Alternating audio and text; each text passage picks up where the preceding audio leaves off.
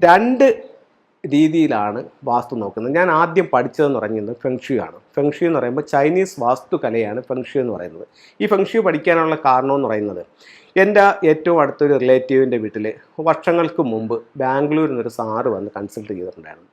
അപ്പോൾ വന്നിട്ട് ആ വീട് വളരെ അഭിവൃദ്ധിയിലേക്ക് പോയി. അപ്പോൾ ഒരു വ്യക്തിക്ക് മാത്രം സംഭവിച്ച കാര്യമല്ല, അവിടെ ആ നാട്ടിൽ 2 വീടുകളിലും കൂടി അദ്ദേഹം വന്നിട്ടുണ്ടായിരുന്നു. ഈ 3 പേരും ഭയങ്കരമായിട്ട് റിച്ചായി. ഒരു വീട്ടിൽ ചെന്നപ്പോൾ അവരടുത്ത് പറഞ്ഞു, നിങ്ങളുടെ വീടിൻ്റെ തെക്ക് വശത്തോ പടിഞ്ഞാറ് വശത്തോ, തെക്കും പടിഞ്ഞാറും നിങ്ങളൊരു മതിൽ കെട്ടാൻ പറഞ്ഞു. അപ്പോൾ അവർ പറഞ്ഞു മതിൽ കെട്ടാനുള്ള സാമ്പത്തികം അവരുടെ കയ്യിലില്ല എന്ന് പറഞ്ഞു. അപ്പോൾ സാറ് പറഞ്ഞു, ഒരു കാര്യം ചെയ്യും, ഇല്ല നമ്മുടെ പച്ച ഷീറ്റ് ഉണ്ടല്ലോ അത് വാങ്ങിച്ച് നിങ്ങൾ ആ 2 സൈഡും ഒന്ന് മറയ്ക്കാൻ പറഞ്ഞു. അപ്പം അവർ ഇന്ന് കോടീശ്വരാണ്. അപ്പോൾ അത്രയ്ക്ക് പോലും സാമ്പത്തികമില്ലാത്ത ഒരു സ്ഥലത്ത് ഇതുപോലുള്ള ചെറിയ ചെറിയ ഒരു ഇഷ്ടിക പോലും അദ്ദേഹം പൊളിച്ചു മാറ്റാൻ വേണ്ടി വീടുകളിലും പറഞ്ഞിട്ടില്ല. എന്ത് പ്രശ്നമുണ്ടെങ്കിലും അദ്ദേഹം അതിൻ്റേതായിട്ടുള്ള ചില ക്യൂറുകളും ചില പരിഹാരങ്ങളുമാണ് ചെയ്താക്കുന്നത്.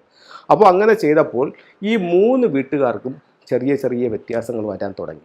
അത് പിന്നെ വലിയ വലിയ വ്യത്യാസങ്ങളായി മാറി. അത് അവർ 3 പേരിൽ നിന്ന് ഭയങ്കരമായിട്ട് സാമ്പത്തികമായിട്ട് രക്ഷപ്പെട്ടു നിൽക്കുകയാണ്.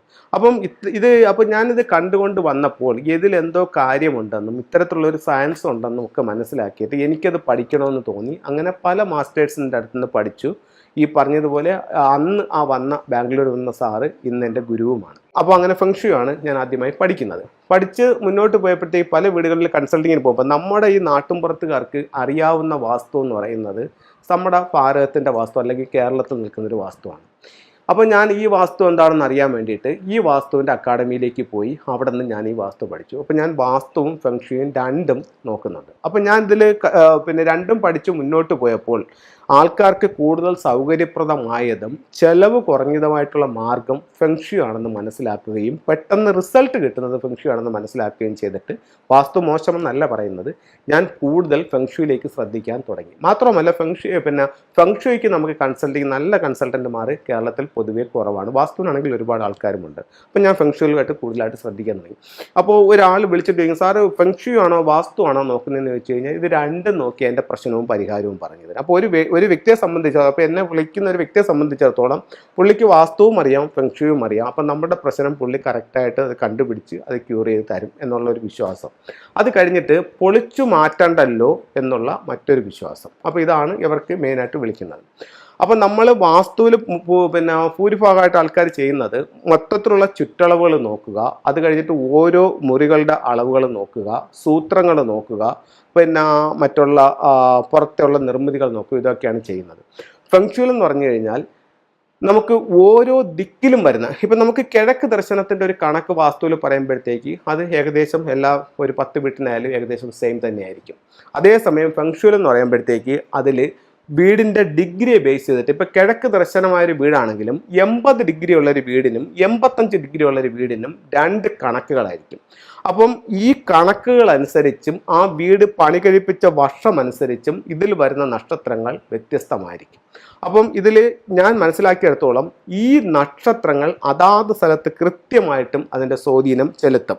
ഞാനൊരു ഉദാഹരണത്തിലൂടെ പറയാം. ഞാനത് നിങ്ങളുമായിട്ട് ഷെയർ ചെയ്യുന്നതെന്ന് വെച്ച് കഴിഞ്ഞാൽ, നിങ്ങൾ എന്നെ കൺസൾട്ടിങ്ങിന് വിളിക്കാനോ അല്ലെങ്കിൽ മറ്റു കാര്യങ്ങൾക്കോ അല്ല എന്നെ വിളിക്കേണ്ട എന്നല്ല ഞാൻ പറയുന്നത്. കാരണം എന്ന് പറഞ്ഞു കഴിഞ്ഞാൽ ഇത്തരത്തിലുള്ളൊരു സയൻസ് ഉണ്ടെന്നും വളരെ സിമ്പിളായിട്ട് വളരെ ഫലപ്രദമായിട്ട് ഇതിനകത്ത് കുറേ റിസൾട്ട് നമ്മളിലേക്ക് കൊണ്ടുവരാനായിട്ട് ഫെങ്ഷുയ്ക്ക് സാധിക്കുമെന്നുള്ളത് നിങ്ങളുമായിട്ട് ഷെയർ ചെയ്യാനായിട്ട് ആണ് ഞാൻ മെയിനായിട്ടും ഈ പ്രോഗ്രാം ചെയ്യുന്നത്.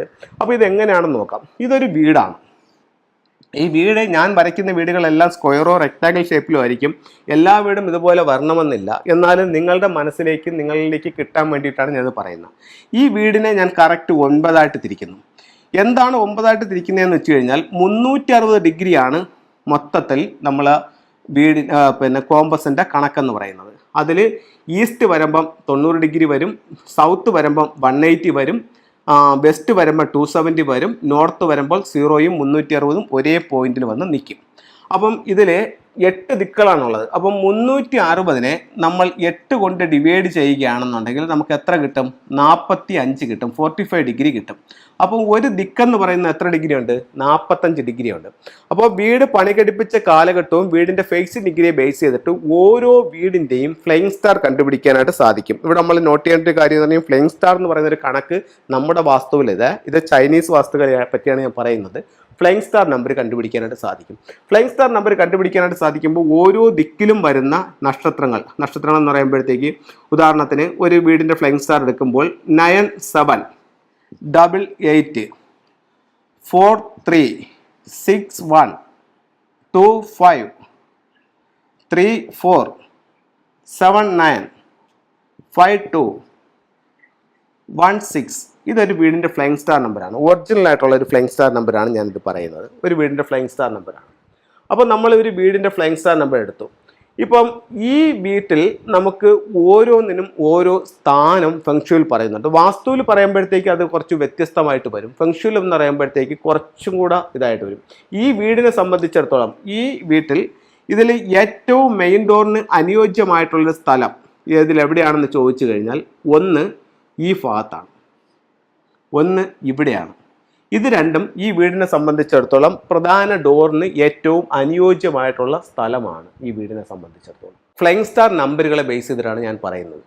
ഇനി ഇതിൻ്റെ ബെഡ്റൂമിന് ഏത് സ്ഥാനം എടുക്കാമെന്ന് ചോദിച്ചു കഴിഞ്ഞാൽ ഇത് നമുക്കൊരു നല്ലൊരു ബെഡ്റൂമായിട്ട് എടുക്കാം. ഈ ഒരു ഭാഗം ഇത് നമുക്കൊരു ബെഡ്റൂമായിട്ട് എടുക്കാം. അപ്പം ഈ രണ്ട് ഭാഗത്ത് നമുക്ക് ബെഡ്റൂം പണിയാം. ഇത് വാസ്തു നിയമങ്ങൾക്ക് വിരുദ്ധമായിട്ടാണ് ഞാൻ പറയുന്നത്. പക്ഷേ നിങ്ങൾ ഉറപ്പായിട്ടും ഈ ഒരു മെത്തേഡ് ഫോളോ ചെയ്ത് നോക്കുകയാണെങ്കിൽ യാതൊരു ദോഷവും നിങ്ങളെ ബാധിക്കാനുള്ള സാധ്യതയില്ല. കാരണം ഇത് ഒത്തിരി റിസൾട്ടേ നമുക്ക് തരത്തുള്ളൂ. അപ്പോൾ ഇതിനെ നമ്മൾ ബെഡ്റൂം ആക്കുന്നു, ഇതിനെയും ബെഡ്റൂം ആക്കുന്നു. വീടിൻ്റെ ഈ രണ്ട് ഭാഗങ്ങൾ ഇത് എൻട്രൻസ് ആക്കുന്നു. അപ്പോൾ ഈ രണ്ട് ഭാഗങ്ങൾ നമുക്ക് ഇത് എൻട്രൻസ് ആക്കിക്കൊണ്ട് നക്ഷത്രങ്ങളെ ബേസ് ചെയ്തിട്ടാണ് പറയുന്നത്. അപ്പോൾ ഇത് ഓരോ ദിക്കിലും വരുന്ന നക്ഷത്രങ്ങൾ ഏതാണെന്നും ആ ദിക്കിൽ നമ്മൾ ആ നക്ഷത്രങ്ങൾ നമ്മുടെ ജീവിതത്തെ എങ്ങനെ സ്വാധീനിക്കുന്നു എന്നുള്ളത് മനസ്സിലാക്കിക്കൊണ്ട് ഫെങ്ഷു പ്രകാരം നമുക്കിതിനെ കറക്റ്റ് ചെയ്യാനായിട്ട് സാധിക്കുന്നതാണ്. അപ്പം ഇതിൽ മറ്റൊരു കാര്യം പറയുന്നത്, നിങ്ങൾക്കൊരു സ്വാഭാവികമായിട്ടൊരു ചോദ്യം വരാം. ഇതിപ്പോൾ ഞാൻ ദിക്കുകളും കൂടെ എഴുതാം. ഇവിടെ വന്നിട്ട് ഈസ്റ്റാണ്, ഇത് വെസ്റ്റ്, ഇത് നോർത്ത്, ഇത് സൗത്താണ്. അങ്ങനെയാണെന്നുണ്ടെങ്കിൽ ഇതിൽ ഈ ഭാഗത്ത് നമുക്ക് ഇങ്ങോട്ട് തെക്കോട്ട് ദർശനമുള്ള വീടാണെന്ന് കരുതുക. അതിൻ്റെ ഫ്ലൈയിങ് സ്റ്റാർ നമ്പർ കിഴക്ക് ദർശനത്തിനാണ് ഞാൻ എഴുതിയാക്കുന്നത്. എന്നാലും ഇത് തെക്ക് സൈഡിലാണെങ്കിൽ ഇതിൻ്റെ മെയിൻ ഡോർ നമ്മൾ എവിടെ കൊടുക്കും? ഇവിടെ കൊടുക്കും. അപ്പം നമ്മുടെ വാസ്തുപ്രകാരം പറയുകയാണെങ്കിൽ അത് എവിടെ വരും? കന്നി ഭാഗത്ത് വരും. കാരണം ഇതാണ് കന്നിമൂല, ഇത് വടക്ക് പടിഞ്ഞാറ്, ഇത് വടക്ക് കിഴക്ക്, ഇത് തെക്ക് കിഴക്ക്. അപ്പം കന്നി ഭാഗത്ത് വരും. എന്ത് വരും? ഈ നമ്പർ. അപ്പം നേരത്തെ പല പ്രോഗ്രാമിലും ഞാൻ പറഞ്ഞിട്ടുണ്ട്, ഈ ഒരു കാരണവശാലും തെക്ക് പടിഞ്ഞാറ് ഭാഗത്ത് പ്രധാന വാതിൽ വരരുതെന്ന് പറഞ്ഞിട്ടുണ്ട്. അപ്പം ഈ പ്രോഗ്രാം കണ്ടിട്ട് ചിലരെങ്കിലും മനസ്സിൽ കരുതുന്നുണ്ടാവും, എൻ്റെ വീടിൻ്റെ വാതിൽ തെക്ക് പടിഞ്ഞാറ് ഭാഗത്താണല്ലോ നിൽക്കുന്നത്, എനിക്ക് യാതൊരു ദോഷവുമില്ലല്ലോ, അഭിവൃദ്ധി മാത്രമല്ലോ ഉള്ളതെന്ന്. നിങ്ങൾ അറിഞ്ഞോ അറിയാതെയോ നിങ്ങളുടെ എൻട്രൻസിൽ ഈ വാട്ടർ സ്റ്റാർ 9 നിൽക്കുന്നുണ്ടാവും. അതാണ് നിങ്ങൾക്ക് പ്രോസ്പെരിറ്റി വരാനുള്ള കാരണം. അങ്ങനെ ഉണ്ടെന്നുണ്ടെങ്കിൽ ഈ വാസ്തുദോഷം നിങ്ങളെ ബാധിക്കില്ല. ഇനി ഇത് കിഴക്ക് ദർശനമുള്ളൊരു വീടാണെന്ന് കരുതുക. കിഴക്ക് ദർശനമുള്ളൊരു വീടാണെന്നുണ്ടെങ്കിൽ ഇതിൻ്റെ ഈ ഭാഗത്ത് നമുക്ക് ഡോർ കൊടുക്കാനായിട്ട് സാധിക്കും. ഇത് വടക്ക് ദർശനമുള്ള വീടാണെങ്കിലോ, ഫ്ലൈയിങ് സ്റ്റാർ നമ്പറുകളെ മാത്രം ബേസ് ചെയ്തിട്ടാണ് ഞാൻ പറയുന്നത്, ഇവിടെ നമുക്ക് മെയിൻ ഡോർ കൊടുക്കാം. പടിഞ്ഞാറ് ദർശനമുള്ള വീടാണെങ്കിലോ ഇവിടെ നമുക്ക് മെയിൻ ഡോർ കൊടുക്കാം. അതായത് നമുക്ക് വാസ്തുവും ഫെങ്ഷുവും ഉണ്ട്. അപ്പോൾ നമുക്ക് കൂടുതൽ റിസൾട്ട് തരുന്ന ഫെങ്ഷു പ്രകാരം നമുക്ക് എങ്ങനെ ചെയ്യാമെന്നുള്ളതാണ് ഞാനിത് നിങ്ങളുമായിട്ട് ഷെയർ ചെയ്തത്. അപ്പോൾ ഒരു വീടിൻ്റെ സ്ക്വയർ എടുക്കുക, അല്ലെങ്കിൽ നമ്മൾ എത്ര സ്ക്വയർ ഫീറ്റ് ഉള്ള വീടാണ് വെക്കുന്നതെന്നുള്ള എടുക്കുക. ആ വീടിൻ്റെ ഫേസിൻ ഡിഗ്രിയെ ബേസ് ചെയ്തിട്ടും അത് പണി കഴിപ്പിക്കുന്ന പീരീഡിനെ ബേസ് ചെയ്തിട്ടും ഈ വീടിൻ്റെ ഫ്ലൈയിങ് സ്റ്റാർ കണക്കെടുക്കുക.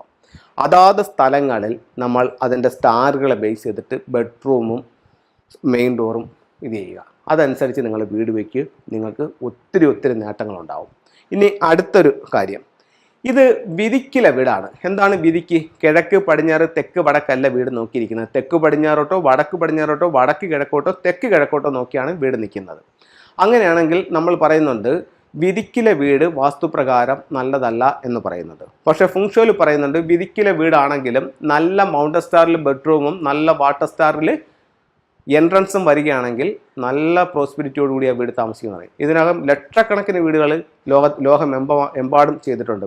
നമുക്കറിയാം, പുറത്തോട്ട് വെളി രാജ്യങ്ങളിലൊക്കെ പോയാൽ, ദുബൈയിലോ അബുദാബിയിലൊക്കെ പോയി കഴിഞ്ഞാൽ നമുക്ക് എല്ലാം ദിക്കിലെ വീടുകളല്ല, വിധിക്കിലെ വീടുകളാണ് കൂടുതലും കിട്ടുന്നത്. അവിടെയൊക്കെ നല്ല പ്രോസ്പെരിറ്റിയോടുകൂടി ആൾക്കാർ താമസിക്കുന്നുണ്ട്. എന്തുകൊണ്ടെന്ന് വെച്ച് കഴിഞ്ഞാൽ അതിൻ്റെ എൻട്രൻസിൽ നല്ല ഫ്ലൈങ് സ്റ്റാർ നമ്പറുള്ള വീടുകൾ അവർ പന പോലെ വളരും. അതിലെ എൻട്രൻസിൽ നല്ല ഫ്ലൈങ് സ്റ്റാർ നമ്പർ ഉണ്ടെങ്കിൽ അവർക്ക് അതിൻ്റെ സമ്പത്ത് കിട്ടും, ജോലി കിട്ടും, ആരോഗ്യം മെച്ചപ്പെടും. നല്ല ബെഡ്റൂമുകളിൽ കിടന്നാൽ നല്ല ഗുണങ്ങളുണ്ടാകും. നല്ല ബെഡ്റൂം എന്ന് പറയുന്നത് നല്ല മൗണ്ടസ്റ്ററിലെ ബെഡ്റൂമിൽ കിടന്നാൽ നല്ല ഗുണമുണ്ടാകും. അപ്പോൾ അത്തരത്തിലുള്ള നേട്ടങ്ങളുണ്ടാകും. അപ്പം വാസ്തുവും ഫെങ്ഷുയും രണ്ട് സയൻസ് ഉണ്ടെന്നും അതിനും അതിൻ്റേതായിട്ടുള്ള ചില നിയമങ്ങളുണ്ടെന്നും അതിൽ ഫെങ്ഷുയിൽ ഇത്തരത്തിലുള്ള ചില സ്റ്റാറുകളുണ്ടെന്നും അതാത് സ്റ്റാറുകളിലെ റൂമുകളും ആ എൻട്രൻസും നമ്മൾ ജീവിതത്തിൽ പ്രയോജനപ്പെടുത്തുകയാണെങ്കിൽ നമ്മുടെ ജീവിതം ഒരുപാട് അഭിവൃദ്ധിയിലേക്ക് കൊണ്ടുപോകാനായിട്ട് ഈ ശാസ്ത്രം നിങ്ങളെ സഹായിക്കുമെന്നും ഉള്ളതാണ് നിങ്ങളുമായിട്ട് ഇന്ന് ഷെയർ ചെയ്തത്. എല്ലാവർക്കും എല്ലാ ഐശ്വര്യങ്ങളും ഉണ്ടാവട്ടെ എന്ന് പ്രാർത്ഥിച്ചുകൊണ്ട് നിർത്തുന്നു. നന്ദി, നമസ്കാരം.